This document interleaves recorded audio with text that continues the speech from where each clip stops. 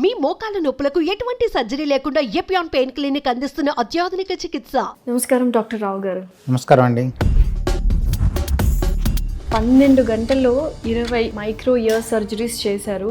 36 గంటలు 48 గంటలు పనిచేసిన రోజులు ఉన్నాయి. ఉచిత క్యాంపు కండక్ట్ చేశాను. చాలా మందికి చెవిలో చీము వస్తుంది. డెడ్లీ డిసీజ్ అంటూ ఉంటారు టాన్సిల్స్ చిన్నపిల్లలు. ఒక తెల్లటి పొర టాన్సిల్స్ మీద ఏర్పడుతుంది. అది కిందకి శ్వాసకోశ నాళాల్లో కూడా వెళ్ళి హార్ట్ కూడా సరిగ్గా పనిచేస్తుంది.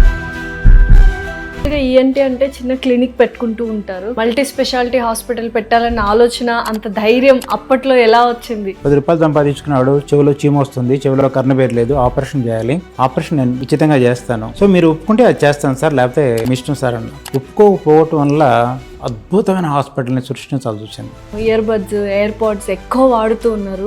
ఇయర్స్ అనేవి, ఇయర్ డ్రమ్స్ అనేవి ఎంత పాడైపోతున్నాయి. చెవి కూడా కొన్ని డెసిబెల్ సౌండ్ కొంతసేపే వినగలుగుతుంది. శృతి మించి మనం విన్నామంటే ఆ వినికిడి కణాలు నాశనం అయిపోతాయి. చాలా మందికి కాఫ్, కోల్డ్, ఇటువంటి ఇన్ఫెక్షన్స్, ఫ్లూ వస్తూ ఉంటాయి. నా శరీరంలో రోగ నిరోధక శక్తి గానే సరిగ్గా లేకపోతే డెఫినెట్ గా ఆ వ్యాధి బారిన పడతాం. ఏషియాలో బిగ్గెస్ట్ ఈఎన్టీ హాస్పిటల్ తీసుకొచ్చే లెవెల్కి వచ్చానంటే న్యాయం, ధర్మం, మానవతా దృక్పథం తప్పితే వేరే ఏదీ లేదు.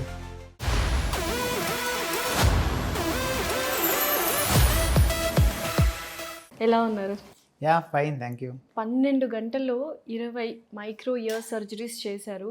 ఆ 12 అవర్స్ ఒకసారి వెనక్కి వెళ్ళి చూసుకుంటే ఏం గుర్తొస్తుంది? ఆ 12 అవర్స్ ఆపరేషన్ చేయగలిగిన నమ్మకం ఎలా వచ్చిందంటే, రోజుకి 24 గంటలు మాత్రమే మన వాచ్లో ఉంటే 36 గంటలు 48 గంటలు పనిచేసిన రోజులు ఉన్నాయి. అలా నా పరికరాలు నేను కడుక్కొని ఆ పరికరాలని మళ్ళీ టేబుల్ మీద పెట్టుకొని ఆపరేషన్ చేస్తూ ఉండేవాడిని. ఇటు నెల్లూరు నుంచి అటు విశాఖపట్నం దాకా నేను రైల్లో కానీ, కారులో కానీ, బస్సులో కానీ ప్రయాణిస్తుంటే అక్కడ దాంట్లో ఎదురుపోయేవాడిని. అన్ని గంటలు పనిచేస్తున్నప్పుడు మరి ఈ శక్తి నాకు ఏ తల్లి అయితే నాకు జన్మనిచ్చిందో ఆ తల్లి ఇచ్చిన శక్తి శరీరంలో అంత శక్తి ఉందని నాకే నమ్మకం వచ్చింది. అన్నప్పుడు ఈ లిమ్కా బుక్ ఆఫ్ రికార్డ్స్ కూడా అసలు కాకతాళీయంగా జరిగింది, కానీ నేను దానికోసం ప్రయత్నం చేయలేదు. దానికి కూడా ఒక పెద్ద కథ ఉంది. కథ ఏంటి? ఏంటంటే మీలాంటి ఒక జెంట్మెన్ వచ్చారు నా దగ్గరికి. సరే మీరు ఎన్ని చేస్తున్నారు కదా ఆపరేషన్లు, మీరు ఇలా లయన్స్ క్లబ్ వాళ్ళు విశాఖపట్నంలో ఒక ఉచిత క్యాంప్ కండక్ట్ చేయమన్నారు అని చెప్పి అడిగారు. అడిగితే సరే ఉచిత క్యాంపు కండక్ట్ చేశాను. చాలామంది పేషెంట్స్ పాపం పేదలు వచ్చారు మా దగ్గరికి. వచ్చిన వాళ్ళలో చాలామందికి చెవిలో చీము వస్తుంది. చెవిలో చీము, వినికిడి తగ్గినటువంటి ఒక కుటుంబంలో ఒక మనవడు, కూతురు, తండ్రి వచ్చారు. తండ్రి అంటే తాత వచ్చారు. ఒకే కుటుంబంలో ముగ్గురికి చీము వస్తూ వచ్చారంటే దాన్ని బట్టి మీరు అర్థం చేసుకోండి ఎంత బాధాకరమైన సంఘటనలో ఒక కుటుంబం ఉందో. ఇంత బాధాకరమైన సంఘటనలో చాలామంది పేదలు కష్టపడుతున్నప్పుడు వారికి ఏదైనా చేయాలనిపించింది. ఉచిత క్యాంపులు కండక్ట్ చేసి పేషెంట్లు చూస్తుంటారు, వాళ్ళకి మందులు ఇస్తుంటారు, తర్వాత మీకు ఇది మంచిదండి ఇలా చేయండి అని చెప్తుంటారు. ఆపరేషన్ చేస్తాను, ఉచితంగా చేస్తాను, ఇక్కడే మీకు చేస్తాను, ఈ డాక్టర్ హైదరాబాద్ నుంచి విశాఖపట్నం వచ్చాడని చెప్తే ఎవరు నమ్ముతారు? ఎవరు నమ్మరు.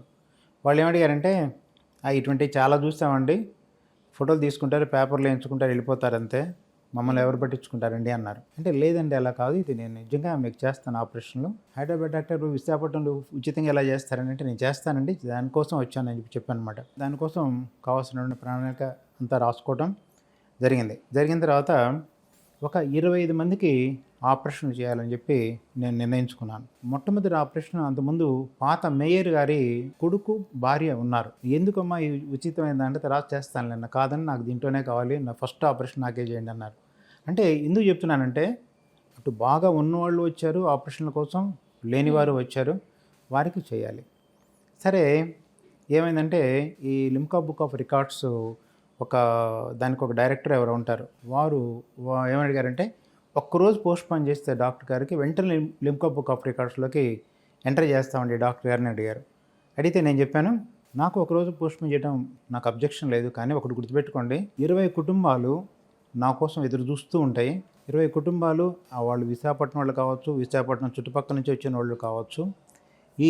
ఎవరైతే ఈ ఉచిత క్యాంప్ని ఆర్గనైజ్ చేస్తున్న లయన్స్ క్లబ్ వాళ్ళు ఆ పేషెంట్కి మాత్రం ఆహారం పెడతారు, కానీ వారితో పాటు వచ్చే మిత్రులకి, బంధువులకి ఆహారం పెట్టరండి.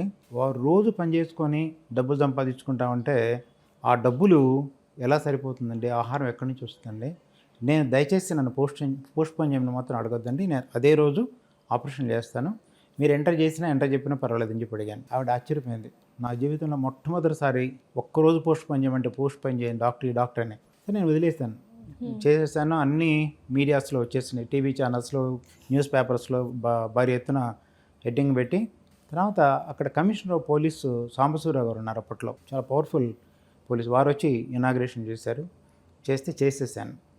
కొంతకాలానికి ఆ మిత్రుడు వచ్చారు, సరే ఏమైంది మీ లింక్ బుక్ ఆఫ్ రికార్డ్స్, లేదంటే ఒకరోజు పోస్ట్ పోన్ చేయమన్నా నేను చేయలేదండి అన్న. అయితే మీకు ఎందుకు సార్ ఈ రికార్డ్స్ వీడియోస్ అన్నీ నాకు ఇచ్చేసాయండి, నేను దాన్ని చూసుకుంటానని చెప్పి వారు అప్లై చేస్తే అప్పుడు ఆవిడ చెప్పిందంట, భలే మెచ్చుకుందంట. ఒకే ఒక్క డాక్టర్ నా జీవితంలో రికార్డ్స్కి ఒప్పుకోలేదు, ఒక్కరోజు పోస్ట్ పోన్ చేయమంటే పోస్ట్ పోన్ చేయలేదు, తప్పకుండా ఈ డాక్టర్ని లింకా బుక్ ఆఫ్ రికార్డ్స్లో ఎంటర్ చేయాల్సిందండి. మొట్టమొదటి డాక్టరు, సింగిల్ డాక్టరు, ఇండివిజువల్గా ఎంటర్ అయ్యేటువంటి డాక్టర్ ఈ డాక్టరేనండి. మెచ్చుకొని వెంటనే ఎంటర్ చేసేసారు. 2009లో జరిగిన సంఘటన. లేదండి, అది నేను చేసింది ఏంటంటే ఒక మంచి కార్యక్రమం. పేదలంటే ఉన్నోళ్ళైనా సరే పేదలైనా సరే కూడా చాలా గౌరవిస్తాను నేను. ఆ గౌరవం, ప్రేమ, ఆప్యాయత వల్ల అది డెఫినెట్గా లింకా బుక్ ఆఫ్ రికార్డ్స్లో ఎంటర్ అయిపోయింది. సో యూజువల్గా ఈఎన్టీ అంటే చిన్న క్లినిక్ పెట్టుకుంటూ ఉంటారు, కానీ మొట్టమొదట మల్టీ స్పెషాలిటీ హాస్పిటల్ పెట్టాలన్న ఆలోచన, అంత ధైర్యం అప్పట్లో ఎలా వచ్చింది? దీనికి కూడా ఒక కథ చెప్పాలి. నా క్లాస్మేట్ ఒకడు తర్వాత ఐ స్పెషలిస్ట్ అయ్యాడు. నేను ఎంఎస్సి ఈఎన్టీ చేరాను రా అన్న. ఎప్పుడు నేను చదువుకున్న ఎలిమెంటరీ స్కూల్స్ దగ్గర నుంచి ఎంఎస్సి ఈఎన్టీ దాకా నేను చదివిందన్నీ government schools, government colleges. MBBS, MS కూడా గుంటూరు మెడికల్ కాలేజ్లోనే చదివాను నేను. తర్వాత వాడు ఎప్పుడు జోకులు వేస్తుంటాడు. వాడు ఆఫ్థమాలజిస్ట్ అయ్యాడు, మంచి పేరు సంపాదించుకున్నాడు, ఒక పార్టీలో హై క్యాడర్లో కూడా ఉన్నాడు ఇప్పుడు. వాడు అంటాడు, రే రోడ్డు పక్కన కోయోళ్ళు ఉంటారా, వాళ్ళు ఈకలు పెట్టుకొని ఉంటారు, చెవి క్లీన్ చేయబడని చెప్పి కోడి ఈకలు, ఆ ఈకలు పెట్టుకొని వాడు ఉంటాడురా. అంటే వాడు హ్యాపీగా రోడ్డు పక్కన చెవిలు క్లీన్ చేస్తుంటే నువ్వు ఎంఎస్ చదవాలంటారా దానికోసం అని అడిగాడు. నిజంగా నేను నవ్వుకున్నా. వాడిని బాధపడలేదా ఆ సందర్భంలో? అలా లేదు, నాకు బాధ అసలు బాధ లేదు నాకు. అరే నువ్వు కరెక్ట్గా చెప్పింది అని చెప్పి ఒప్పుకున్నాను. చూస్తే అంత అంటే దేనికి పనికిరాని సబ్జెక్ట్ అనేటువంటి ఏంటిని దాన్ని ఒక అపూర్వమైనటువంటి బ్రాంచ్ లాగా తయారు చేసి దాంట్లో ఉన్న సూపర్ స్పెషాలిటీస్ అన్నీ తీసుకొస్తే, మీకు తెలుసో తెలియదు, వంకాయ కూర చేయడానికి, టమాటో కూర చేయడానికి, బెండకాయ కూర చేయడానికి ఒకే రకమైన పనిముట్లు పనికి వస్తాయి. కానీ ఇక్కడికి వచ్చేప్పటికి ముక్క ఆపరేషన్లో 100 రకాల ఆపరేషన్లు ఉంటాయి. ఈ 100 రకాల ఆపరేషన్ 100 రకాల పరికరాలు కావాలి. ఆశ్చర్యంగా ఉంది. అలానే చెవి ఆపరేషన్లు అంతే, గొంతుకు సంబంధించిన ఆపరేషన్లు అంతే. మన ఈ వాయిస్ ఇలా రావాలంటే, స్వరం ఇలా రావాలంటే స్వరపేటికి సంబంధించిన ఆపరేషన్లకి అంతే. మరి ఒక్కొక్క ఆపరేషన్కి ఒక్కొక్క పరికరం కావాలి, ఒక్కొక్క ఆపరేషన్కి ఒక్కొక్క లేజర్ కావాలి, ఒక్కొక్క ఆపరేషన్కి నావిగేషన్ కావాలి, ఒక నరాన్ని మనం కనుక్కోవాలంటే దానికి హార్మోనిక్ స్కాల్పెల్ కావాలి, నర్వ్ మానిటర్స్ కావాలి. మరి ఇంత పరికరాలు ఎవరు పెడతారు? ఒక హాస్పిటల్లో ఒక పరికరం కొనాలంటే కోట్ల రూపాయల్లో. ఆ హాస్పిటల్లో ఫస్ట్ డాక్టర్ని అడుగుతారంటే, డాక్టర్ గారు మేము ఇన్ని కోట్లు ఖర్చు పెడుతున్నాం మీ మీద, మీరు హాస్పిటల్కి ఎంత ఇస్తారని అడుగుతారు. ఈ డాక్టర్ ఏం చేస్తారు పాపం, వచ్చిన పేషెంట్కి ఏదైనా అవసరం అయితే ఆపరేషన్ చేస్తానంటాడు, అంతేగాని వీళ్ళు కోట్ల రూపాయల పరికరాలన్నీ వీరు ప్రతి వాళ్ళకి ఆపరేషన్ చెవి బదులు ముక్కు బదులు గొంతు చేయలేరు కదా. మా ఎవరైతే స్వచ్ఛంగా చక్కగా పనిచేసేటువంటి వ్యక్తులు భూమి మీద ఉన్నారు అంటే ఇప్పటికి కూడా డాక్టర్లు ఒక్కళ్ళే, చాలా సిన్సియర్గా పనిచేసేది డాక్టర్లు ఒక్కళ్ళే. వారు సిన్సియర్గా పనిచేస్తేనే ఇంత చక్కగా ప్రతి వ్యక్తి ప్రాణాన్ని నిలపగలిగినటువంటి కెపాసిటీ ఉన్నటువంటి వ్యక్తులు డాక్టర్ ఒక్కడే అనమాట. చాలామందికి సహాయం చేస్తున్నారు, ఎక్కువ కాలం జీవించడానికి కూడా సహాయం చేస్తున్నారు అనమాట. అటువంటి వృత్తి, ఈ గర్వించదగ్గ వృత్తి ఏంటంటే మెడికల్ ప్రొఫెషన్ ఒకటి అనమాట. సో దానికోసం ఈ పరికరాలు ఇవన్నీ కావాలంటే ఒక హాస్పిటల్ కావాలి. నేను ఒక కార్పొరేట్ హాస్పిటల్లో పనిచేస్తున్నాను. ఒక జడ్జి గారి దగ్గర ఒక అటెండెంట్ ఉన్నారు. కోర్టు కేసు పని మీద వెళ్తే వాడు అడిగితే 10 రూపాయలు అడుగుతాడు. లంచం అంటారు, దాన్ని టిప్ అంటారు, ఏమంటారు మీరు ఏమన్నానండి. 10 రూపాయలు పాపం అడిగేది నిజంగా 10 రూపాయలు అడుగుతాడు. ఇంకెక్కడికి వెళ్ళినా వేలల్లో అడుగుతారు. డెత్ సర్టిఫికేట్ కావాలన్నా, మనకి ఏదన్నా కావాలన్నా కూడా ఒక 1000 రూపాయలు లేదు, మనకు సర్టిఫికేట్స్ కూడా రావు. అంటే డెత్ సర్టిఫికేట్ 1000 రూపాయలు ఇవ్వడం ఏంటంటే తప్పదు, అది అలవాటైపోయింది. ఏదైనా 10 రూపాయలు అడుగుతాడు. 10 రూపాయలు సంపాదించుకున్నాడు, చెవిలో చీమ వస్తుంది, చెవిలో కర్ణబేరు లేదు, ఆపరేషన్ చేయాలి. జడ్జి గారి దగ్గర అటెండర్, సరే సార్ ఆపరేషన్ చేయించుకుంటాను సార్, సరే బాబు చేస్తానమ్మా అన్న. డబ్బులు ఎంత ఉన్నాయని అడిగా, ఎవరికి సరదాగా అడిగితే 5000 ఉన్నాయి సార్ నా దగ్గర అన్న. నేను డైరెక్ట్గా అడిగా, సార్ 5000 ఉన్నాయి అతని దగ్గర, 5000 తీసుకోండి మీరు, పరికరాలు అవి, దానికి కావాల్సిన మందులు అన్నీ కూడా చాలా తక్కువ ఖర్చులో అవుతాయి. ఆపరేషన్ నేను ఉచితంగా చేస్తాను. సో మీరు ఒప్పుకుంటే అది చేస్తాను సార్, లేకపోతే నేను మీ ఇష్టం సార్ అన్నా. కానీ ఒప్పుకోలేదు. ఒప్పుకోకపోవటం వల్ల ఈ అద్భుతమైన హాస్పిటల్ని సృష్టించాల్సి వచ్చింది. అదే 5,000కి వారు ఒప్పుకొని ఉంటే హాస్పిటల్ ఈ లెవెల్కి వచ్చి ఉండేది కాదు. ఇప్పుడు కూడా మీకు తెలుసో తెలీదో, ఎవరన్నా బయట హాస్పిటల్ రూపం చూసి, ఇంత పెద్ద హాస్పిటల్ చూసి భయపడి వెళ్ళిపోతే నేనేం చేయలేను. కానీ వారు లోపలికి వచ్చిన తర్వాత వారితో ఒకటే మాట అంటాను, నేను మీ డాక్టర్ని, ఈ హాస్పిటల్ మీది, మీకేం కావాలో చెప్పండి, నేను చేస్తానని చెప్తాను. ఇది 30 ఏళ్ల నుంచి నేను వాడేటువంటి మాట. తర్వాత నేను చెప్పడమే కదా, నా చుట్టూ 10 మంది డాక్టర్లు ఉంటారు, 10 మంది స్టాఫ్ ఉంటారు. వాళ్ళకి చెప్తాను, వీరి పేరు ఇది, వీరి ఎదుటిని ఈ మాట చెప్పాను.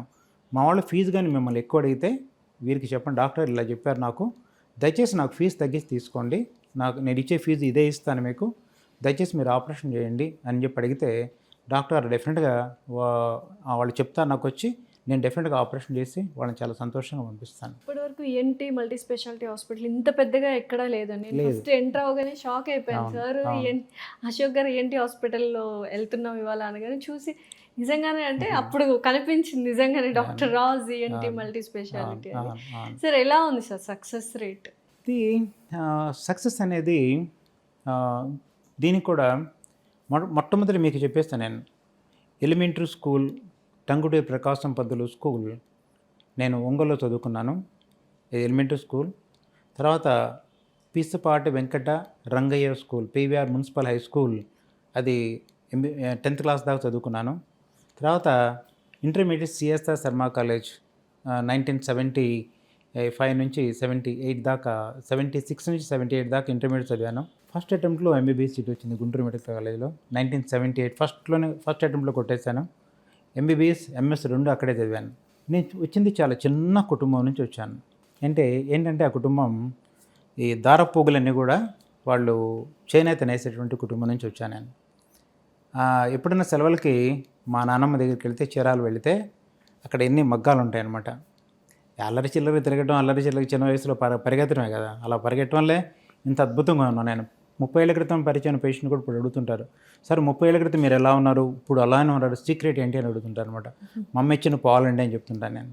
అలానే ఈ పరిగెత్తుంటే, రే నీకు ఆ దారపు విలువ ఏం తెలుసుద్దిరా, మగ్గంలో ఉన్నటువంటి తాళ్ళు గురించి నీకేం తెలుసు, దారాల గురించి నీకేం తెలుసుద్దిరా, అవి తెగిపోతే అతికించడం చాలా కష్టం, పరిగెత్తొద్దు అనేది. ఆ మాట నాకు అలా గుర్తుండిపోయింది.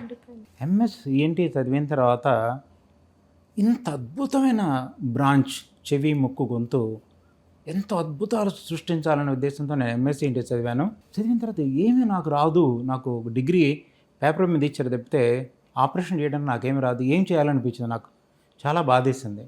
అప్పుడు నేను మెడ్రాస్ వెళ్ళి అక్కడ 8 ఏళ్ళు పనిచేయడం జరిగింది. నా ఫ్రెండ్ ఒకడు మొన్న డిస్నీ ల్యాండ్లో ఉండి, సాయంత్రం పూట అందరూ మీకు తెలిసినాయి కదా, చక్కగా డ్రింక్ చేస్తారు, వాడు డ్రింక్ చేస్తూ ఉన్నాడు. వాడికి ఫోన్ చేస్తే సరదాగా మాట్లాడుతున్నాడు, అరే నువ్వు ఒక అద్భుతమైన ప్రొఫెషన్లో ఉన్నావు, నా కూతురికి ఆపరేషన్ చేశావు ఒక 10 ఏళ్ల క్రితం, నా కూతురు అద్భుతంగా ఉందిరా, నువ్వు ఈ పని నువ్వు చేయగలవా అని అడిగాడు. అరే నీకు తెలిసిందే కదా, జీవితంలో నేను స్టూడెంట్ లైఫ్లో స్మోక్ చేయలేదు, ఇప్పటికీ స్మోక్ చేయలేదు, జీవితంలో చిన్నప్పుడు తాగలేదు, ఇప్పుడు తాగట్లేదురా, నీలాగా నేను డిస్నీల్యాండ్కి వచ్చి కూర్చొని నీతో కవులు కూడా చెప్పలేను అంటే కరెక్ట్రా అని చెప్పింది. నువ్వు కానీ డిస్నీల్యాండ్ నా దగ్గరికి వచ్చి కూర్చొని కవులు చెప్తుంటే, మధ్యన కథలు చెప్పుకుంటా ఉంటే అది చాలా పాపం రా అన్నాడు. అదేరా నీకు నాకు డిఫరెన్స్, నేను బిజినెస్ మ్యాన్, నేను కోట్లు సంపాదించాను, నువ్వు డాక్టర్ అయిపోయావు, నువ్వు అలా ఉండిపోయావు, ఇది నువ్వు చేయలేవు అన్నాడు. అది కరెక్ట్. ఎందుకంటే నేను ఎంబీబీఎస్ ఎంఎస్ చదివిన తర్వాత వెంటనే ప్రాక్టీస్ పెడితే నా మనసు వేరే రకంగా ఉండేది. ఒక ముని వేదాలన్నీ చదువుకుంటాడు, దేవుని ప్రత్యక్షం చేసుకోవడం కోసం ఏం చేస్తాడు, కఠోర నియమ నిబంధనలతో తపస్సు చేస్తాడు. అలా తపస్సు చేశాను నేను. ఆ 8 ఏళ్ళు తపస్సు చేశాను. ఎలా తపస్సు చేస్తానంటే, మా సార్ 4ంటికి వస్తానంటే నేను 3:45కి, తెల్లవారుజాను 3:45కి ఆపరేషన్ థియేటర్లో ఉండేవాడిని. అప్పుడు ఆయన చాలా రోజులు చూసి అడిగాడు, రే నీకు పెళ్ళయింది, భార్య ఉంది, కొడుకున్నాడు, వీళ్ళని వదిలేసేసి నువ్వు ఏంటి ఈ టైంకి వచ్చేస్తున్నావు, నువ్వు 1 గంట లేటుగా రావచ్చు కదా అన్నాడు. లేదండి, నేను ఇక్కడ నేర్చుకోవడం కోసం వచ్చాను, మీకు సేవ చేయడం కోసం వచ్చాను అంటే గురు శిష్యుల బంధం ఎలా ఉంటుందో అలా ఆ బంధం కోసం నేర్చుకోవడం కోసం అనేటువంటి దానికోసం అక్కడికి మెడ్రాస్ వెళ్ళాను. సారే చూసి 5,000 జీతానికి నువ్వు ఇలా పనిచేస్తున్నావు, సరే చెయ్యి అన్నాడు. చేశాను.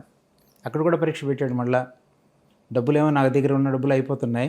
3 నెలలు జీతం ఇవ్వలేదు. నేను చూశాను. అది టెస్ట్ అనమాట. వీడు జీతం ఇస్తే ఉంటాడు, జీతం లేకపోతే వెళ్ళిపోతాడు అనే టెస్ట్ చేద్దామని ఏమనుకున్నారు. 3 నెలలు పాస్ అయ్యాను. 3 నెలలు మాత్రం సార్ నా దగ్గర తెచ్చుకున్న డబ్బులన్నీ అయిపోతున్నాయి సార్, నేను రాత్రిపూట ₹1 వేరుశనగపప్పు కొనుక్కొని తింటున్నాను తప్పితే అన్నం కూడా తింటాం మానేసాను సార్. అదే నువ్వు చెప్పొచ్చు కదా, నువ్వు రోజు ఇద్దాం అనుకుంటా, ప్రతి నెల జీతం ఇద్దాం అనుకుంటున్నా, నేను మర్చిపోతున్నాను, నువ్వు అడిగితే ఇచ్చావును కదా. లేదు సార్, నేను మీరు ఇస్తారు కదా, ఈ నెల కాకపోతే వచ్చే నెల ఇస్తా, పై వచ్చే నెల ఇస్తారు కదా, 3 నెలలు అయిపోయింది సార్, సారీ రావు రేపు ఇచ్చేస్తా అని చెప్పి 3 నెలల జీతం ఒకేసారి ఇచ్చేస్తారు. ఎందుకు చెప్తున్నానంటే కష్టాలు అనేది ప్రతి వాళ్ళకు వస్తుంటాయి. డబ్బులుంటే కొందరు తినలేరు, డబ్బు లేక కొందరు తినలేరు. నా దగ్గర డబ్బులు లేక నిజంగా తినలేదు, కానీ అలా తిన్నప్పుడు కూడా అద్భుతంగా నేర్చుకున్నాను. నేను తెల్లవారుజాము 4 నుంచి తెల్లవారుజాము 2 దాకా పనిచేసేవాడిని. మరి ఎవరన్నా తెల్లవారుజాము 4 నుంచి 2 దాకా పనిచేయగలరా? పనిచేయలేరు. అలా చేసి ఆపరేషన్లు 96లో నేను హైదరాబాద్ రావడం జరిగింది. తర్వాత సరే మరి టీచింగ్ ఇలా ఉన్నప్పుడు మరి ఆపరేషన్ చేస్తున్నాను, ప్రపంచ ప్రఖ్యాతిగాంచిన డాక్టర్ని అయిపోయాను. మరి టీచింగ్ ఏం చేయాలి? మరి డాక్టర్స్ అందరూ నేర్చుకోలేకపోతున్నారు కదా, ఏం చేయాలి? దానికి టీచింగ్ కోసం ఒక పెద్ద ఆడిటోరియం కూడా కట్టాను నేను. మీరు ఆడిటోరియం చూస్తే ఆశ్చర్యపోతారు. ప్రైవేట్ హాస్పిటల్ ఇంత పెద్ద ఆడిటోరియం, ఈఎన్టీ హాస్పిటల్ ఇంత పెద్ద ఈఎన్టీ హాస్పిటల్ అనుకుంటే పెద్ద ఆడిటోరియం కట్టడం పాఠాలు చెప్పడం కోసం, డాక్టర్ కోసం. మన భారతదేశం నుంచి వచ్చే డాక్టర్లే కాదు, ఇతర దేశాల నుంచి కూడా డాక్టర్ ఇక్కడికి వస్తారు. ఎందుకంటే ఈ విద్య అనేది ప్రపంచం మొత్తం నలుమూలలా వ్యాపించాలి. అంతేగాని మన ఇంట్లో వాళ్ళకి నేర్పుకోవడం, మన ఏదో అక్క చెల్లెళ్ళకి నేర్పుకోవడం అలా కాదనమాట.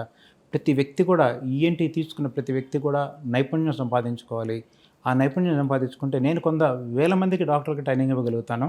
మరి మిగిలిన వాళ్ళకి మరి ఏమవుతారు? వాళ్ళు కూడా నేర్చుకోవాలి. వాళ్ళు నేర్చుకుంటే వీరందరూ కలిస్తే వేల మంది డాక్టర్లు ఈఎన్టీ డాక్టర్లు ట్రైనింగ్ ఇస్తే వాళ్ళు ఏం చేస్తారు? లక్షల మందికి అద్భుతమైన చికిత్స చేస్తారు.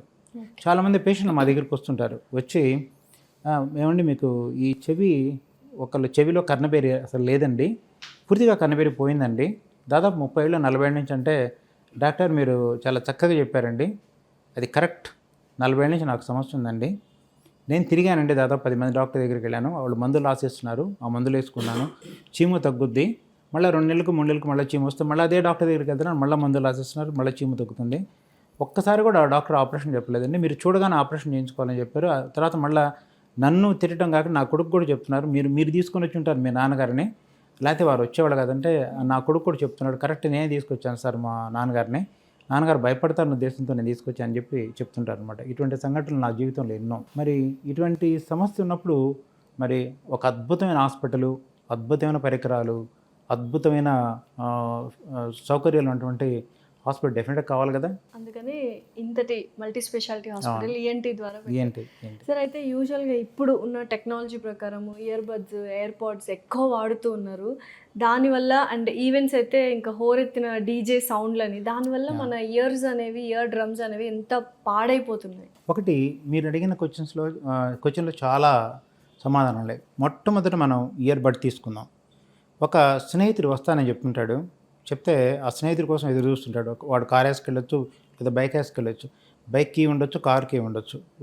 ఆ స్నేహితుడు కానీ రాకపోతే ఏం చేస్తాడంటే అది పెట్టి తిప్పుతూ ఉంటాడు. సరే, చెవి నిర్మాణం మనం తెలుసుకోవాలి. ఏంటంటే ఈ బాహ్య చర్మాలలో చర్మం ఉంటుంది, చర్మం అతి పలుచుగా ఉంటుంది, ఇలా ఉండదు అనమాట, ఇంత దళసరిగా ఉండదు, చాలా పలుచుగా ఉంటుంది. పలుచుకున్న చర్మం కింద ఈ రక్తనాళాలు, పరిస్థితి తెలియడం కోసం నరాలు ఉంటాయి అన్నమాట. ఎంత పలుచుగా ఉంటుందయ్యా అంటే బడ్ ఒక 100 సార్లు చెవిలో పెట్టి తిప్పితే ఆ చర్మం మొత్తం పోద్ది. మరి చర్మం పోతే ఏమవుతుంది? నరాలు బయటికి ఎక్స్పోజ్ అయ్యి ఉంటాయి, అంటే వాటికి పైన కవరింగ్ ఉండదు, ఈ చర్మం అనేటువంటి కవరింగ్ ఉండదు అనమాట, ఉండకుండా ఎక్స్పోజ్ అయ్యి ఉంటాయి. ఆ ఎక్స్పోజ్ అయిన నరానికి చల్లటి గాలి తగిలినా, వేడి గాలి తగిలినా, అసలు గాలి కొంచెం తగలక ముందే చెవి నొప్పి వచ్చేస్తుంది. అప్పుడు ఈ బడ్ పెట్టి తిప్పుకుంటే మహదానందంగా ఉన్నట్టు అనిపించింది. ఈ నొప్పి భరించలేక అప్పుడు డాక్టర్ దగ్గరికి వస్తుంటారు, ఏమండి బడ్స్ వాడుతున్నారా, టాయిలెట్లో బడ్స్ ఉంటాయంటే వాళ్ళు ఒప్పుకుంటారు, కరెక్టేనండి మా టాయిలెట్లో బడ్స్ ఉన్నాయండి, ఆ బడ్స్ దయచేసి తీసేసేయండి, బ్రష్ టంగ్ క్లీనర్ మాత్రం పెట్టుకుని పళ్ళు మాత్రం తోముకోండి, కానీ చెవి మాత్రం శుభ్రపరచుకోవద్దు, చెవి దానంతట అదే శుభ్రపరచుకుంటుంది, మీరు ఆశ్చర్యపోతారు. సెల్ఫ్ క్లెన్జింగ్ ప్రాపర్టీ అనేది ఉంటుంది. మనం ఇలా మాట్లాడుతున్నప్పుడు ఈ దంతాలు కదులుతుంటాయి, ఈ దవడలు కదులుతుంటాయి, ఈ జాయింటే దీనికి గోడ అనమాట, రిలేషన్ బంధం ఉంటుంది. ఈ కదలిక వల్ల ఏమవుతుందంటే చెవిలో తయారైన గుబిలంతా కూడా మన తెల్లటి దిండు కవర్ వేసుకొని పడుకుంటే తెల్లటి దిండు కవర్ మీద నల్లటి మచ్చలు అప్పుడప్పుడు కనిపిస్తుంటాయి, అదేంటంటే చెవిలో గుబిలే. అది ఆ చెవిలో గుబిలి ఇలా దానంతటే శుభ్రపడి ఇలా చక్కగా ఉన్నప్పుడు మనం ఎందుకు చెవిలో బడ్డి పెట్టి తిప్పాల్సిన అవసరమే లేదు, చెవి నొప్పి దాకా వచ్చేదాకా చేయాల్సిన అవసరం లేదు. తర్వాత రెండోది డీజే సౌండ్స్. సార్ నేనేదో పార్టీ ఉంటే వెళ్ళాను, నాకు తెలియదు అంత సౌండ్ ఉంటుందని, అంత స్పీకర్స్ అంత పెద్ద పెద్ద స్పీకర్స్ ఉంటే నాకు తెలియదు, రాత్రి వెళ్ళాను సార్, ఏదో కొంచెం నేను డ్రింక్ తీసుకున్నాను, ఆ శబ్దంకి దగ్గర ఉన్నాను, స్పీకర్ దగ్గర ఉండి డ్యాన్స్ చేస్తున్నాను సంగతి కూడా మర్చిపోయాను సార్, నేను అలిసిపోయానో లేకపోతే ఏమైందో ఏంటో నాకు తెలియదు, కానీ ఈ చెవి మాత్రం పనిచేయటం మానేసింది సార్, ఈ చెవి బాగానే ఉంది, నాకు ఈ చెవి పనిచేయట్లేదు అని చెప్పారు. అంటే ఒక డీజే సౌండ్కే, ఆ స్పీకర్ సౌండ్కి ఒక చెవి వినికిడి పోయిందంటే దాన్ని బట్టి అర్థం చేసుకోండి ఈ శబ్దాలు ఎంత నాశనం చేస్తాయి. చెవిలో ఉండేటువంటి వినికిడికి సంబంధించిన కణాలు చాలా సున్నితమైనవి, అవి ఊరకనే పోతాయి. తర్వాత ఒక దేవుడి రథయాత్ర జరుగుతూ ఉంటుంది, ఆ దేవుడిని తీసుకెళ్ళి నిమజ్జనం చేస్తారు. నిమజ్జనం చేసేటప్పుడు ప్రతి బండి ముందు కూడా చాలామంది కదులుతూ ఉంటారు, డ్యాన్స్ వేస్తుంటారు, ఈ పాటలు అన్నీ వస్తుంటే బాగానే ఉంటుంది. ఈ నిమజ్జనం జరిగిన తర్వాత ఎవరో ఒకళ్ళు డెఫినెట్గా ఒక్కళ్ళన్నా ఒక పేషెంట్ అన్నా, సార్ నా వినికిడి పోయింది, ఈ నిమజ్జనానికి వెళ్ళొచ్చాను, నేను అంతే చేసింది, అందుకంటే నేనేం చేయలేదు, దానివల్ల వినికిడి పోయిందని చెప్తుంటారు. అంటే చూడండి ఎంత సౌండ్ పెడతారో, ఎంత అలిసిపోయి ఉంటారో. మనకి అలుపు వచ్చిన తర్వాత శరీరం కానీ మనసు కానీ విశ్రాంతి కావాలంటే తప్పకుండా విశ్రాంతి ఇవ్వండి. చెవి కూడా కొన్ని డెసిబిల్ సౌండ్ కొంతసేపే వినగలుగుతుంది. ఆ డెసిబిల్ సౌండ్ శృతి మించి మనం విన్నామంటే డెఫినెట్గా వినికిడి కణాలు చాలా సున్నితమే కావటం వల్ల ఆ వినికిడి కణాలు నాశనం అయిపోతాయి. ఇయర్ ఫోన్స్ కూడా చాలా మంది వాడుతున్నారు, చాలా చాలా చాలా డేంజరస్. మనం చెప్తున్నాయి, మనకి ప్రతిదానికి ఒక చక్కెర బ్యాగ్ ఒకటి మోస్తున్నాం, 10 కిలోల చక్కెర బ్యాగ్ మనం తీసుకున్నాం, మోసుకుంటున్నాం. ఈ చెయ్యి నిప్పుడితే ఏం చేస్తాం, రెండో చెయ్యికి మార్చుకుంటాం. కానీ అలానే ఈ చెవి వినికిడి, ఈ చెవి వింటూ ఉంది కానీ అది మారలేదు. కనీసం రే నేను అలిసిపోయాను, ఈ చెవి నువ్వు పని చేయరా అని చెప్పడానికి అవకాశమే లేదు. అది మెదడు ద్వారా సిగ్నల్స్ వెళ్ళాల్సిందే. కానీ రెండు చెవులు వింటున్నప్పుడు ఒక చెవి పోతే రెండో చెవి కూడా పోవడానికి అవకాశం పోవచ్చు కూడా. మనకి ఒకసారి గుర్తుపెట్టుకోండి, మీరు మంచినీళ్ళు తాగకుండా, ఆహారం సమయంగా తీసుకోకుండా, ఈ రథయాత్ర కానీ లేకపోతే నిమజ్జనం కానీ జరిగినప్పుడు సాగినప్పుడు దీంట్లో గంటలు డ్యాన్స్ చేస్తూ ఉంటారు. శరీరంలో వాటర్ అంతా పోతుంది, శరీరంలో రోగనిరోధక శక్తి తగ్గిపోతుంది, సన్నగిలిపోతుంది. అప్పుడు ఏమవుతుంది, ఒక్కసారి మీరు ఒకటే గుర్తుపెట్టుకున్నారు, శరీరంలో బ్యాక్టీరియా, ఫంగస్, వైరస్ అన్నీ ఉంటాయి. ఎప్పుడు ఏం చేస్తుంటాయంటే శరీర రోగ నిరోధక శక్తి ఎప్పుడు తగ్గుద్దా, మేము విజృంభించి బయటకు వచ్చేద్దాం అని చెప్పి శత్రువులాగా ఎదురు చూస్తూ ఉంటాయి. ఎప్పుడైతే మీ శరీరంలో రోగ నిరోధక శక్తి తగ్గుద్దో ఈ వైరస్ విజృంభించి పెరిగి రెండు చెవుల్ని నాశనం చేయడానికి కూడా అవకాశం ఉంది. కొందరు రెండు చెవులు వినికిడిపోయి వస్తుంటారు, సార్ మేమేం తప్పు చేయలేదు సార్ అంటే, రాత్రి ఏం చేస్తారు, రాత్రి మా ఇంటి దగ్గర నిమజ్జనం స్టార్ట్ అయింది సార్, ఊరేగింపు స్టార్ట్ అయింది, అక్కడి నుంచి డ్యాన్స్ చేసుకుంటూ అక్కడ దాకా వెళ్ళాము సార్ అంటే, ఓహో అలా చేస్తారా, తిన్నారా లేదు, తాగారా లేదు, మరి మంచినీళ్ళైనా తాగారా, అది కూడా తాగలేదు సార్, దానివల్ల జరిగింది ఇది. సో దీనికి మరి ఏం చేయాలంటే ఇమ్మీడియట్గా చెవిలో ఇంజెక్షన్ చేయాల్సి వస్తుంది, స్టెరాయిడ్ ఇంజెక్షన్ చేయాల్సి వస్తుంది. ఆ స్టెరాయిడ్ ఇంజెక్షన్ చేయడం వల్ల తప్పకుండా వాళ్ళకి వినికిడి వస్తుంది.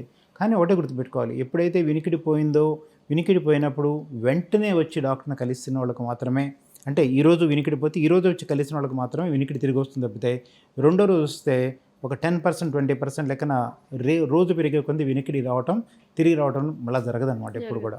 ఇది గుర్తుపెట్టుకోవాలి మనం. అందుకని డాక్టర్ని ఏ సమయంలో కలిస్తే ఎంత మంచిదో గుర్తుపెట్టుకొని, ఎవరైతే కష్టపడుతున్నారో, ఎవరైతే బాధలో ఉన్నారో వారు తప్పకుండా స్పెషలిస్ట్ వైద్యులను మాత్రమే కలవండి.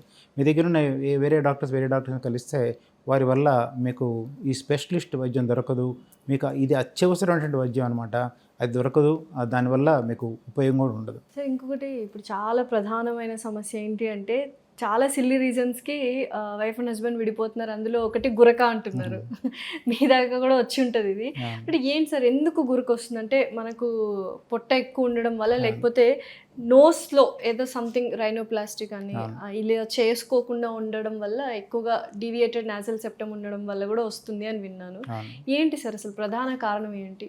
ఇప్పుడు మనం గాలి తీసుకోవడానికి ముక్కు మొదటి గేట్, రెండో గేట్ ఏంటంటే లోపల చిరునాలుక మీద ఉండేటువంటి కపాలం అంటారు, దాన్ని ఇంగ్లీష్లో ప్యాలెట్ అంటారు. ఈ తర్వాత అది రెండో గేట్ అయితే, మూడో గేట్ నాలుక. తర్వాత నాలుగో గేట్ వచ్చేటప్పటికల్లా కంఠం అంటారు, దీన్ని లారింగ్స్ అంటారు అనమాట. లారింగ్స్ అంటే దాంట్లో వోకల్ కార్డ్స్ ఉంటాయి, దాని మీద ఎపిగ్లాటిస్ అని ఉంటుంది అనమాట. ఇవి నాలుగో గేట్. ఇన్ని గేట్లు దాటి మనకి గాలి ఊపిరితిత్తులకి చేరాలి. గాలి ఊపిరితిత్తులకి చేరితే అక్కడ ఆక్సిజన్ మన శరీరానికి కావాల్సింది ఫిల్టర్ చేసుకొని మిగిలిన గాలి బయటకు వదిలేస్తాం అనమాట. మరి ఈ గాలి ఇప్పుడు చూడండి, సన్నాయి ఊదుతూ ఉంటారు, మేళం ఊదుతుంటారు, దానికి ఉండే చిన్న ప్లేట్స్ లాగా ఉంటాయి, అవి ప్లాస్టిక్కి కావచ్చు, ఏదైనా కావచ్చు. చిన్నప్పుడు ఈ కొబ్బరాకుతో మనం బోర లాంటివి తయారు చేసుకొని దాంట్లో ఊదినా కూడా సౌండ్ వస్తుంటుంది అనమాట. ఈ కొబ్బరాకు రెండు కదలటం వల్ల సౌండ్ వస్తుంటుంది. రెండు కొబ్బరాకులు ఇలా కదలటం వల్ల మనం గాలి ఊదితే సౌండ్ వస్తుంటే, మరి ఈ ముక్కు దూల వంకరుంది అనుకోండి, ముక్కులోంచి గాలి పోవాలంటే సౌండ్ వస్తుంది. సరే, దాని కిందకి వెళితే పడుకున్నప్పుడు ఏమవుతుందంటే చిరునాలుక అంగిలి వెనకబడి అవి రెండు కొట్టుకుంటారు, దడ కొట్టుకుంటాయి అనమాట. కొట్టుకుంటే ఎంత వింతగా ఉంటాయంటే, ఒకళ్ళేమో పాట పాడినట్టుగా ఉంటుంది, ఒకళ్ళేమో వేలేసినట్టుగా అనిపిస్తుంది, కొందరేమో గాంట్రింపుల్లాగా ఉంటాయి, కొన్ని పిల్లి కూతురులాగా ఉంటాయి. సార్ మేము రైలు ఎక్కి వెళుతుంటే నన్ను రైలు దింపేశారు సార్, మా చైన్ లాగేసేసి బోగిలోంచి దింపేశారు సార్, మేమందరం నిద్రపోవట్లేదు ఏసీ బోగిలో అని చెప్తుంటే, ఒక అతను వచ్చి మీరు చెప్పినట్టుగా నా భార్య విడాకులు ఇస్తుంది సార్, నా పిల్లలు నాతో పడుకోవట్లేదు, నా భార్య కూడా నా రూమ్లో ఉండలేదు అని చెప్తుంటే, కొందరు సార్ చుట్టాల ఇంటికి వెళ్ళి ఎక్కడన్నా పడుకోవాలంటే భయం వేస్తుంది సార్, వాళ్ళ ఇంటికి రానివ్వట్లేదు అని చెప్తుంటారు. ఇన్ని రకాలుగా బాధపడుతుంటారు. మరి ఇన్ని రకాలుగా బాధపడుతున్నారంటే, ఈ మధ్య ఒక మ్యూజిక్ డైరెక్టరు నిధిలోనే చనిపోయారు. ఎందుకు చనిపోయారు అంటే, బరువు ఎక్కువ ఉండటంలో, శరీరంలో బరువు ఎక్కువ ఉన్నప్పుడు ఏమవుతుందంటే, ఉండే పైప్ లైన్, ఒక ఇంటికి కావాల్సినటువంటి ఒక పైప్ లైన్ ఎంచుకుంటే దాంట్లోంచి మంచినీళ్ళు వస్తుంటాయి. అలానే ఈ పైప్ లైన్ ముక్కు నుంచి లంగ్స్ దాకా ఉండేటువంటి ఒక గాలి పోయేటువంటి పైప్ లైన్, అది ఉండే సైజు అదే ఉంటుంది. మనం అతిగా తిని శరీరానికి శ్రమ లేకుండా మనకు కావాల్సిన దానికంటే ఎక్కువ తింటే, రుచిగా ఉందనుకుని పొట్ట బాగా డైజెస్ట్ చేసుకుంటుంది, పొట్ట పుట్టినంత తినేస్తామనుకోండి, ఏమవుతుంది, శరీరం అడ్డదిడ్డంగా పెరిగిపోతుంది. ఉండే పైప్ లైన్, గాలిపోయేటువంటి పైప్ లైన్ ఒకటే ఉంటుంది, దీని చుట్టూ కొవ్వు పెరిగిపోతూ ఉండటం వల్ల ఏమవుతుందంటే ఆ పైప్ లైన్ సన్నబడిపోయినప్పుడు పీ అని ఊస్తే సౌండ్ ఎలా వస్తుందో, ఈ సన్నబడినటువంటి రంధ్రం నుంచి గాలిపోయేటప్పుడు శబ్దం డెఫినెట్గా వస్తుంది అనమాట.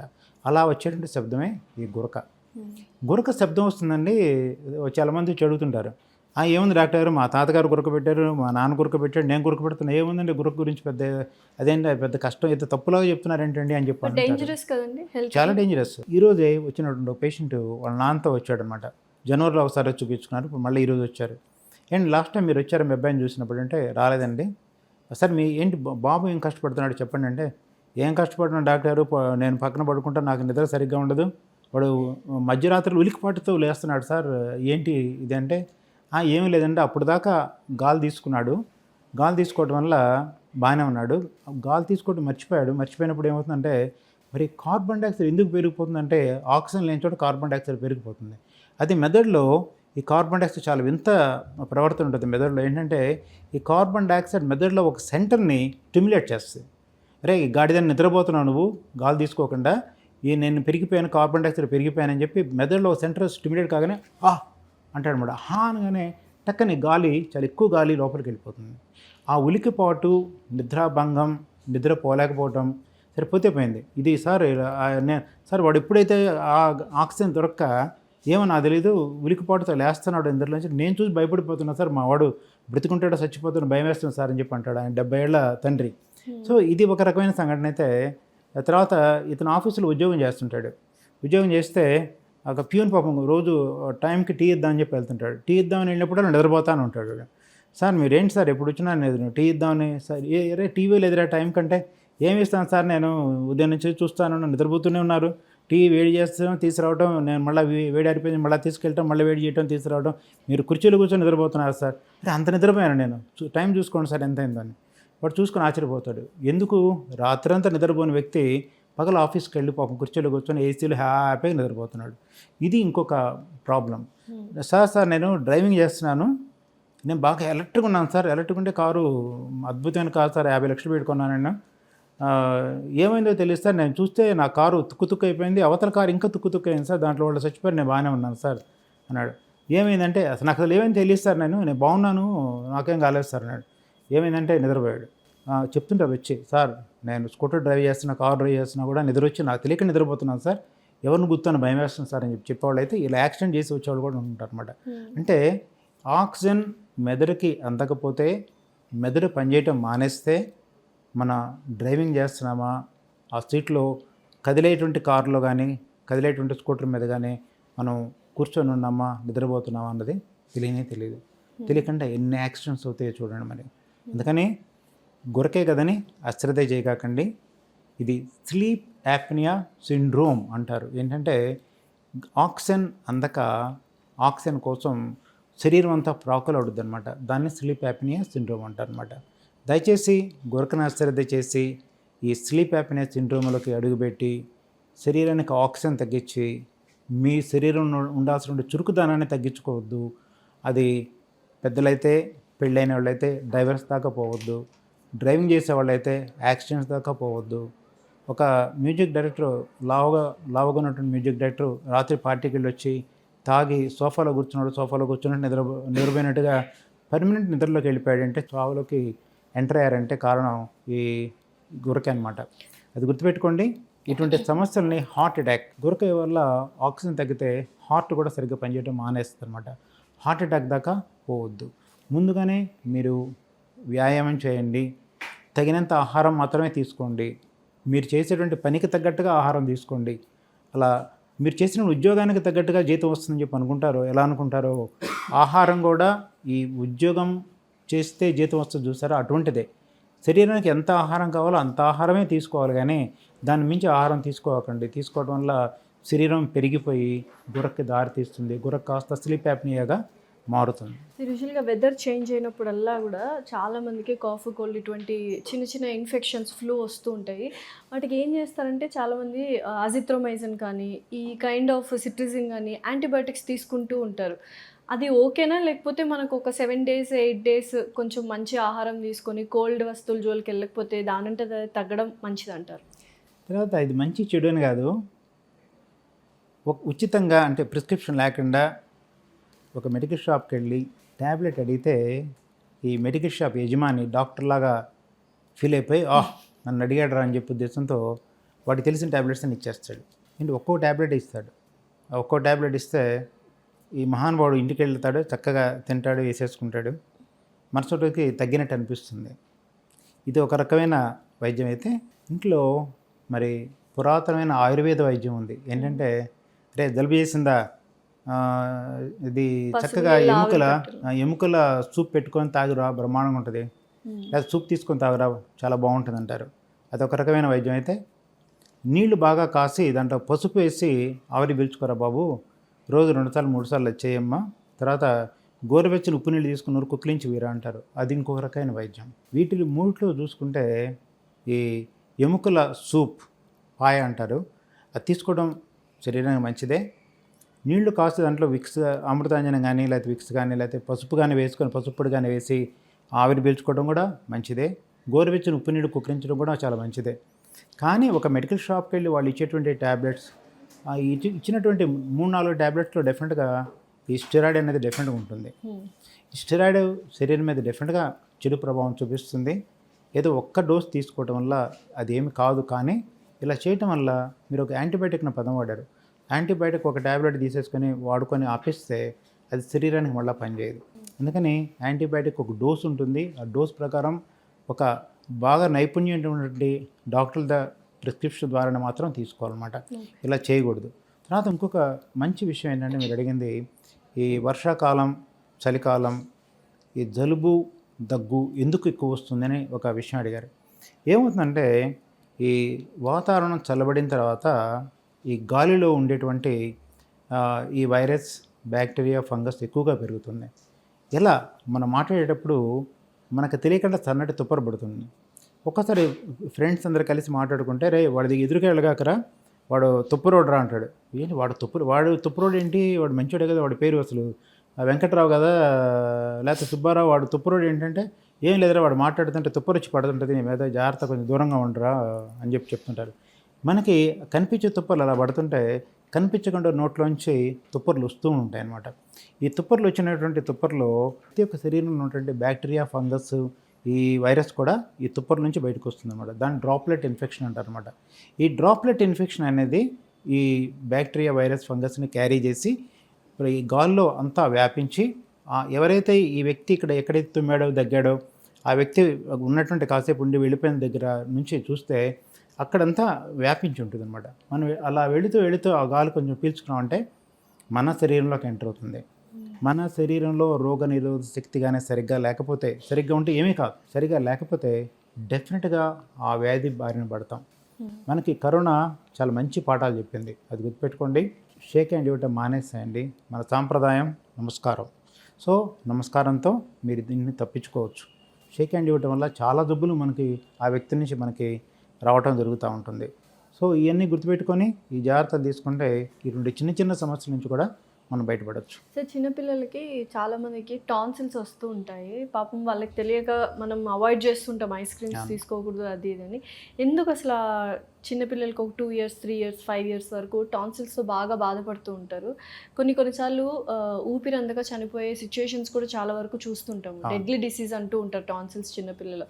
అసలు ఎందుకు వస్తాయి, వాటిని ఎలా మనము అవాయిడ్ చేయాలి, ప్రివెంట్ చేయాలి?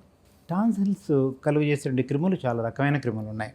టాన్సిల్స్ ఒకటి చనిపోవటం అనే పదం వాడారు మీరు. టాన్సిల్స్ ఇన్ఫెక్షన్ వస్తే చనిపోతారా అంటే, ఒకప్పుడు డిఫ్తీరియా అనే ఎక్కువగా వ్యాపించింది.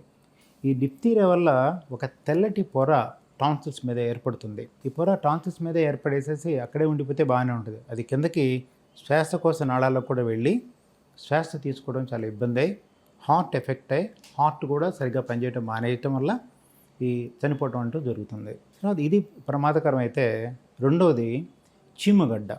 టాన్సిల్స్ ఉంటే టాన్సిల్స్ పైభాగంలో ఒక గడ్డలాగా ఏర్పడుతుంది చీము. సో ఆ గడ్డ ఏర్పడినప్పుడు తింటాం మానేస్తారు. ఉమ్ము కూడా మనం నోట్లో లాలజలం ఇప్పుడు మాట్లాడుతూ మనం మింగుతూ ఉంటాం. ఏంటి మింగేదంటే డోంట్ నో దట్ అంటే లాలజలమే మింగుతుంటాం మనం. ఈ లాలజలం మింగుతుంటాం. ఈ లాలజలం కూడా మనం మింగకుండా నోట్లోంచి కారిపోతాం, చొంగగారినట్టు కారిపోతూ ఉంటుంది. ఒక్కోసారి చెప్తుంటారు తల్లిదండ్రులు, సార్ ముక్కు నుండి చీమిడి కారిపోతుంది, నోట్లోంచి లాలజలం కూడా కారిపోతుంది, మా బాబు ఎప్పుడు చూసినా అలా ఉంటున్నాడు సార్. దాన్ని వేకెంట్ ఎక్స్ప్రెషన్ అంటారు అనమాట. ఈ వేకెంట్ ఎక్స్ప్రెషన్ దేనివల్ల అంటే, ఈ టాన్సిల్స్ ముక్కు వెనకాల టాన్సిల్ లాంటి ఒక కణజాలం ఉంటుంది, దాన్ని ఎడినాయిడ్స్ అంటారు అనమాట.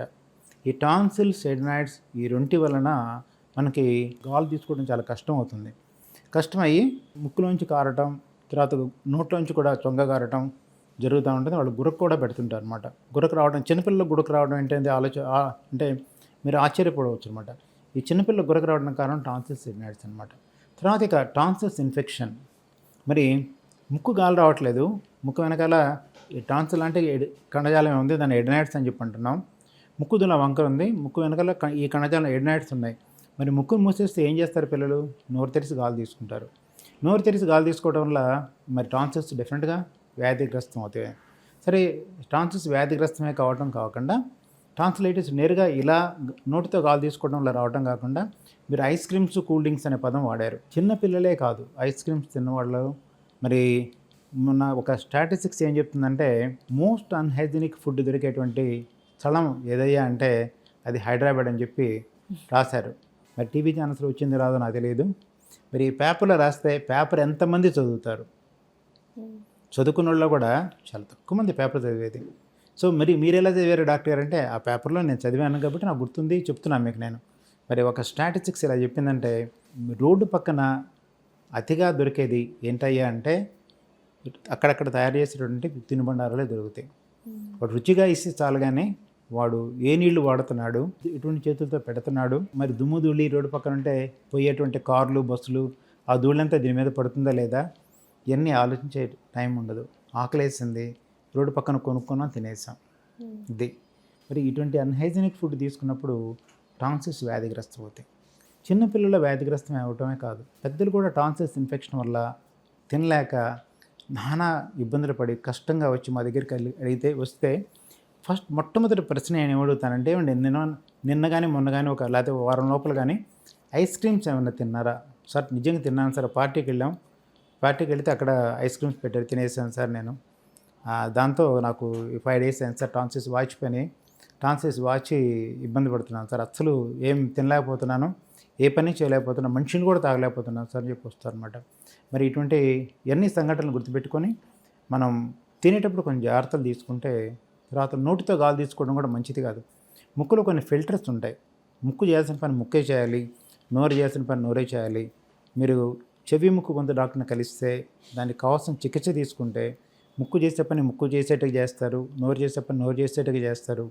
ఈ టాన్సిల్స్ అనేటువంటి ఇబ్బంది రాకుండా మనం పిల్లల్ని కాపాడుకోవచ్చు, పెద్దల్ని కాపాడుకోవచ్చు. సో ఫైనల్గా ఇప్పుడున్న యంగ్స్టర్స్కి ఏమైనా మెసేజ్ ఇవ్వాలనుకుంటున్నారు రిగార్డింగ్ హెల్త్ కానీ వాళ్ళ గోల్స్ వైపు కానీ ప్రయాణించాలి అంటే what is your message to audience? ఆరోగ్యాన్ని కాపాడుకోవాలి మనం. అంటే మొదటి నుంచి మీకు ఇదే చెప్తున్నాను, మనం చేసే పని ఏంటి, శరీర ధర్మాలు ఏంటి, ప్రతి శరీరానికి ప్రతి వాళ్ళకి చెప్తుంటాను నేను. శరీరం దేవుడిచ్చిన శరీరం కావచ్చు, అమ్మ నాన్న ఇచ్చిన శరీరం కావచ్చు, దీనికి కొన్ని ధర్మాలు ఉంటాయి. శరీరం ఒక దేవాలయం లాంటిది, దాన్ని మీరు ఎంత పవిత్రంగా చూసుకుంటే అది అంత పవిత్రంగా ఉంటుంది. నా దగ్గరికి వచ్చేటువంటి పేషెంట్స్లో 30% మంది బాగా లావుగా వస్తుంటారు. ఆపరేషన్ ముందు చెప్తాను, మీరు బరువు తగ్గడం కోసం నాకు పరిచయం అయితే కనుక ఈ రోజు నుంచే ప్రయత్నం చేయండి అని చెప్తుంటా. ఆపరేషన్ తర్వాత కూడా చెప్తుంటాను. మళ్ళీ తిట్టుకోవద్దంటే, సార్ లేదు సార్, మీరు డాక్టర్ కదా, మీరు మాకు సలహా ఇవ్వచ్చు, మీ సలహా డెఫినెట్గా పాటిస్తానని చెప్తారు. అందుకని మీరు దేవాలయంకి వెళ్ళేటప్పుడు స్నానం చేసి మంచి పట్టుబట్టలు తిట్టడమే కాదు, ప్రతిరోజు కూడా ఈ దేవాలయాన్ని, మన శరీరం అనేటువంటి దేవాలయాన్ని పవిత్రంగా చూసుకోండి. మీ చుట్టుపక్కల ఉండే ప్రతి వ్యక్తిని కూడా ఒక మనిషిలాగా మీరు గుర్తించండి. పశువుల్ని, కాకుల్ని, పక్షుల్ని వాటిని ఎంతో ప్రేమగా ఒకదానొకటి ప్రేమగా చూసుకుంటున్నప్పుడు ఎవరికి ప్రేమ లేదయ్యా అంటే, ఒక మనిషి పక్క వ్యక్తిని మనిషిలా గుర్తించేటువంటి ప్రేమ ఎందుకో ఈ కలియుగంలో మనం దూరమయ్యాం. దయచేసి పక్కనున్న వ్యక్తి ఏ కులం, ఏ మతం, తర్వాత మన దేశమా వేరే దేశమా అది ఆలోచన లేకుండా వారు మనుషులాగా గుర్తించి వారిని ప్రేమించండి, వారి అభిమానించండి, చేతైతే సహాయం చేయండి. సార్ ఎన్నో సేవా కార్యక్రమాలు చేస్తున్నారు అండ్ చేస్తూ ఉంటారు, వాటి గురించి ఒకసారి చెప్తారు? నేను చెప్పాను, చాలా చిన్న కుటుంబం నుంచి వచ్చానని చెప్పాను. ఒక పెన్సిల్ కొనుక్కోవాలంటే అమ్మా నాన్న డబ్బులు అడగాలి. ఒక పుస్తకం రాసుకోవడానికి పుస్తకం కొనుక్కోవాలంటే అమ్మా నాన్న డబ్బులు అడగాలి. నా తర్వాత ఇంట్లో 2 చెల్లెళ్ళు ఉన్నారు. ఒక అబ్బాయి ఉండి 2 చెల్లెళ్ళు ఉంటే తల్లిదండ్రులకు ఆలోచన వస్తుందంటే, ఈ అబ్బాయి గురించి ఆలోచన ఉండదు, 2 చెల్లెళ్ళ మీదే ఆలోచన ఉంటుంది. ఎందుకంటే 2 ఆడపిల్లలు, వాళ్ళు ఎలా చదివించాలి, వాళ్ళకి ఎలా పెళ్లి చేయాలి, వాళ్ళని ఎలా పంపించాలని ఆలోచిస్తారు తప్పితే వీడు కూడా మనిషే, వీడు ఏమవుతాడు, ఏం కావాలన్నది ఆలోచించరు. నాకు పెన్సిల్ అడగాలన్నా భయమే, బుక్ అడగాలన్నా భయమే. సరే అప్పుడు ఏం చేశానయ్యా అంటే, మీకు తెలుసో తెలియదు, ఇప్పుడంటే పేపర్లు విరివిగా వాటర్లా. అప్పట్లో నా చిన్నప్పుడు అంటే 1970sలో ఎలక్షన్స్ కానీ వచ్చినాయంటే, ప్రతి సంవత్సరం ఎలక్షన్స్ వస్తాయి. ఎలక్షన్స్ వచ్చినప్పుడు పాంప్లెట్స్ వేస్తుంటారు. పాంప్లెట్స్ ముందేమో ఆ నాయకుడి పేరు ఉంటుంది, పలాని గుర్తు ఉంటుంది, ఈ గుర్తుకి ఓటేయండి అని చెప్పి పాంప్లెట్స్ ప్రతి ఇంటికి వేసేసేవాళ్ళు అనమాట. ఆ పాంప్లెట్స్ కానీ కలెక్ట్ చేసుకుంటే, ఒక 100 పాంప్లెట్స్ కలెక్ట్ చేసుకుంటే దాని వెనక తెల్ల పేపర్ ఉంటుంది. ఆ తెల్ల పేపర్ని వాడుకోవడం కోసం, రఫ్గా రాసుకోవడం కోసం ఈ పాంప్లెట్స్ అన్ని కలెక్ట్ చేసి ఒక 100 పేజీల పుస్తకంలాగా కుట్టుకొని దాని మీద రాసుకునేవాడిని. నాకు నిశ్చితంగా గమనించేటువంటి అలవాటు, మరి అటువంటి కళ్ళు ఎలా ఇచ్చాడు మా ఆవిడ రోజు అంటుంటుంది, నువ్వు ఎక్కడో ఉన్న సంగతి ముందే చెప్పేస్తావు, ఎలా చెప్తావు అంటే కళ్ళు అటువంటి ఏరా అని చెప్తుంటాను అనమాట. నిశ్చితంగా గమనించి ఈ మనసుతో అది ఏంటని గుర్తుపట్టడం అన్నది చాలా ముఖ్యమైన విషయం, గుర్తుపెట్టుకోండి. నేను రోడ్డు మీద నడిచెళ్తుంటే చిన్న పెన్సిల్ ముక్క దొరికితే మహదాన్నగా తీసుకున్నాను ఆ పెన్సిల్ ముక్క. మీకు ఈ పెన్సిల్స్ రకాలు మీకు తెలుసో తెలియదు కానీ కొన్ని పెన్సిల్ ముక్కులు సన్నగా ఉంటాయి, కొన్ని పెన్సిల్ ముక్కులు లావుగా ఉంటాయి. 4HB అని అదినే. నాకు బొమ్మలు మట్టితో తయారు చేయడం చాలా ఇష్టం, ఈ పేపర్ల మీద బొమ్మలు గీయటం కూడా చాలా ఇష్టం. మరి దొరికిన పెన్సిల్స్తోనే బొమ్మలు గీసేవాడిని. మట్టి చాలా ఈజీగా దొరికేది, ఎందుకంటే మాది పెంకుటిళ్ళు, మేము అద్దెకున్న ఇల్లు పెంకుటిళ్ళు. ఆ పెంకుటిళ్ళు వరండా దాటితే మట్టి ఉండేది. ఆ మట్టిలోని కూరగాయలు చాలా పండించేవాడిని. గుర్తుపెట్టుకోండి, మీ పిల్లలు మట్టిలో ఆడుకుంటుంటే, మట్టిలో బొమ్మలు తయారు చేస్తుంటే వాళ్ళని బొమ్మలు తయారు చేయమని చెప్పండి. వాళ్ళు కాబోయే ఇంజనీర్స్ కావచ్చు, కాబోయే డాక్టర్లు కావచ్చు. తర్వాత ఇంట్లో చిన్న చిన్న ఏదైనా రిపేర్ చేస్తుంటే రిపేర్ చేయనండి, కాబోయే బ్రహ్మాండమైన ఇంజనీర్ కూడా కావచ్చు అనమాట. వారికి ఏది ఇష్టమో తెలుసుకొని వారి ఇష్ట ప్రకారం చేయండి. మరి ఇలా ఈ పెన్సిల్స్ అని బొమ్మలు వేసేవాడిని, ఈ పేపర్ వాడుకుంటూ దాని మీద రఫ్ పుస్తకంగా పెట్టుకొని చక్కగా రాసుకునేవాడిని. అటువంటి స్థితి నుంచి ఈ లెవెల్కి వచ్చానంటే, ఎవరైతే కష్టం విలువ తెలుస్తుందో, మీరు టాటా బిర్లాలు తీసుకోండి, వాళ్ళ పిల్లలు ఒక వజ్రాల వ్యాపారి తన కొడుక్కి 500 ఇచ్చి ఒక కేరళలో కొంతకాలం పనిచేసి రారా, నువ్వు 2 నెలలు 3 నెలలు పనిచేసి రారా, వచ్చిన తర్వాత నువ్వు ఈ వజ్రాల వ్యాపారం చూసుకుంటావు అని చెప్పాడంట. ఇది కూడా పుస్తకంలో వచ్చింది. సో ఒక పేపర్లో వచ్చిన విషయమే. 500తో 3 నెలలు ఎలా గడపాలి అనేది ఒక టీ షాప్కి వెళ్ళాడు. గ్లాసులు గడుగుతాను, ప్లేట్లు గడుగుతాను, నాకు ఉద్యోగం ఇవ్వమంటే వాళ్ళు ఇవ్వాల. ఈ 500 రూపాయలు అయిపోయే లోపల వాడు పని చేసుకోవాలి. అలానే నా విషయానికి వస్తే నా దగ్గర కూడా కొంచెం డబ్బులే ఉన్నాయి. ఆ డబ్బులు అయిపోయే లోపల ఉద్యోగం సంపాదించుకోవాలి. చెప్పాను కదా, రోజుకి రాత్రిపూట భోంచేయటం మానేసి ₹1 వేరుశనగ పప్పు, ఇసుకలో వేయించినటువంటి వేరుశనగ పప్పు తిని ఒక గ్లాస్ మంచిని దాగి పడుకునేవాడిని. మరి ఈ వ్యక్తి, ఈ వజ్రాల వ్యాపారి ఆ లెవెల్లో వజ్రాల వ్యాపారిగా అయిపోయాడు. అంటే ఈ 500తో ఉద్యోగం సంపాదించుకోవడం, డబ్బులు సంపాదించుకోవడం, అక్కడ మంచి పేరు తెచ్చుకోవడం, అలా వచ్చేసి వజ్రాల వ్యాపారి. అలానే టాటా బిర్లా వాళ్ళు కూడా కామన్ బస్సుల్లో పంపించి, స్కూల్కి పంపించి పిల్లల్ని ఎందుకు పంపించారంటే, సామాన్య జనం ఎలా జీవిస్తున్నారు, ₹1 ఖర్చు అంటే సంపాదించడం కోసం ఎంత కష్టపడ్డారని తెలుసుకోవడం కోసం ఈ బస్సుల్లో ప్రయాణం చేశారు. ఈ వజ్రాల వ్యాపారి చేసిన కథ కూడా అది అటువంటిదే. మరి వీళ్ళందరూ వాళ్ళు కావాలని అలా చేస్తే, నేను పుట్టిందే అతి చిన్న పేద కుటుంబంలో పుట్టి, రోడ్డు మీద పెన్సిల్ దొరికితే ఆ పెన్సిల్ తీసుకొని, రోడ్డు మీద పేపర్లు దొరికితే పేపర్ల మీద రాసుకొని, తర్వాత మా ఇంటి పక్కన ఒక అమ్మాయి ఉండేది. ఆ అమ్మాయికి నాకు 3 నెలలు తేడా. మా అమ్మగారు ఆ అమ్మాయి కూడా పాలిచ్చి పెంచింది. సో నాకు చెల్లెలు అవుతుంది. ఆ అమ్మాయి నా చెల్లెలే, కానీ ఆడపిల్ల తొందరగా ఎదుగుతారు కదా, నాకంటే ఒక క్లాస్ ఎక్కువ. ఆ అమ్మాయి చదువుకున్న పుస్తకాలలో నాకు ఇచ్చేసేది అనమాట. ఎప్పుడెప్పుడు ఎగ్జామ్స్ అయిపోతాయా, నేను 6వ తరగతికి వెళ్తే ఆ అమ్మాయి 7వ తరగతిలో ఉండేది. 6వ తరగతి పుస్తకం నాకు ఇచ్చేసేది. పుస్తకాలు డైరెక్ట్గా నాకు వచ్చేసాయి అంతే. సో నేను పుస్తకాల కోసం కూడా కష్టపడలే. ఆ అమ్మాయి పుస్తకాలు ఇచ్చేది, నేను చదువుకున్నాను. మళ్ళీ నేను ఎగ్జామ్కి వెళ్ళినప్పుడు ఒక పెన్ కొని పెట్టేది నాకు, కొత్త పెన్, ఈ ఎగ్జామ్ దీంతో రాయను అని. తర్వాత నా MBBS రావడం, తర్వాత MSc ENT చేయటం, వాళ్ళ కూతురికి ముక్కు ఆపరేషన్ చేశాను, ఈ అమ్మాయి కూడా ముక్కు ఆపరేషన్ చేశాను. అది నా అదృష్టం. వాళ్ళ నా దగ్గరికి వచ్చి ఆపరేషన్ చేయించుకోవడానికి. చిన్నప్పటి నుంచి వాళ్ళ కళ్ళెదుటి పెరిగి ఈ లెవెల్కి రావడం వల్ల. అంటే గుర్తుపెట్టుకోండి, కష్టపడి న్యాయంగా, ధర్మంగా, ఇటు చూడకుండా ఒకే ధ్యేయంతో మనం ముందుకెళ్తుంటే, మనం ఒక ధ్యేయం పెట్టుకుంటే ఆ ధ్యేయాన్ని, కొన్ని అపజయాలు ఉన్నప్పుడు కూడా ఈ ధ్యేయాన్ని తప్పకుండా అందుకోగలుగుతుంటాం. అపజయం వచ్చినప్పుడు మనం మనసుని బాధ అనే ఊబిలోకి పోనీయకుండా ఎప్పుడు తలెత్తుకొని ఈ జయాన్ని ఎప్పుడు అందుకుంటామనే ఉద్దేశంతో మనం ప్రయత్నం చేస్తే ప్రతి విషయంలో కూడా జయమే పొందుతుంటాం. మరి పాంప్లెట్స్, రోడ్డు మీద దొరికిన పెన్సిల్ నుంచి ఇంత అద్భుతమైన ఏషియాలో బిగ్గెస్ట్ ENT హాస్పిటల్ తీసుకొచ్చే లెవెల్కి వచ్చానంటే న్యాయం, ధర్మం, మానవతా దృక్పథం తప్పితే వేరే ఏదీ లేదు. కష్టపడండి, విజయం మిమ్మల్ని వరిస్తుంది. Thank you sir, thank you so much.